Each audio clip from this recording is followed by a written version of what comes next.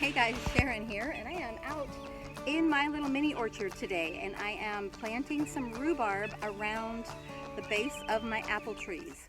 I have 5 apple trees. I would like to do some guilds around them. Don't know if you can see it, but there's a baby tree behind me just on the other side of that fence. There's no leaves on it yet, and so you probably can't see it, but I've got the trees, I've got daffodils planted around them, and I am going to be putting in some rhubarb. So a friend of mine, Robin, if you are watching this, thank you very much, had a pretty good sized rhubarb that she was wanting to get rid of, and so I was able to go and glean some rhubarb. All I did was dig it up with a shovel, basically.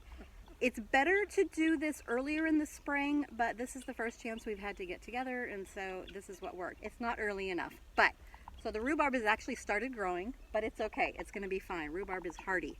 So I have roots everything from that size down to some smaller sizes like this. These big ones I could probably actually split up, but I wanted to try to point out what you want to do. And of course I can't do it.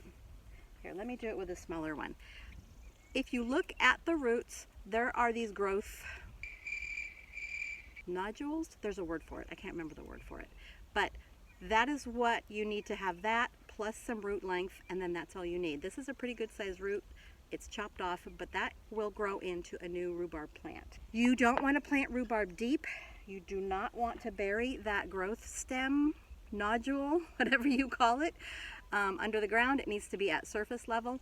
You don't want this to be in any kind of a depression, especially here where we live now in Tennessee. There are times where we get lots of rain, and it's susceptible to crown rot, and so we want to keep it to where it's good drainage. The water's going to run off. It's not going to sit in water. They're heavy feeders, and so I will be adding compost to my holes and hopefully getting them a good start. So let me go down here and show you where I have started planting. My ducks are around this tree right here. I've got a little hoop coop here for them.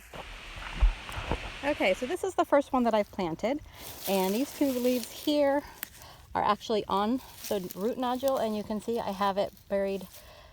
Did not bury the nodule there. I added a little bit of compost. I don't know if you can see it. It's kind of the same color here. That's from my chicken run, so that's good compost. It is kind of out to where it's going to be in the drip line for this apple tree. You don't want to plant it too close, but of course I don't want to get too far away, and these are just baby trees, so I'm trying to decide. Hopefully that's a good spot, but that's what I did. And then of course I had all these leaves, so I just went ahead and threw them on the ground as a little bit of coverage to keep things moist underneath.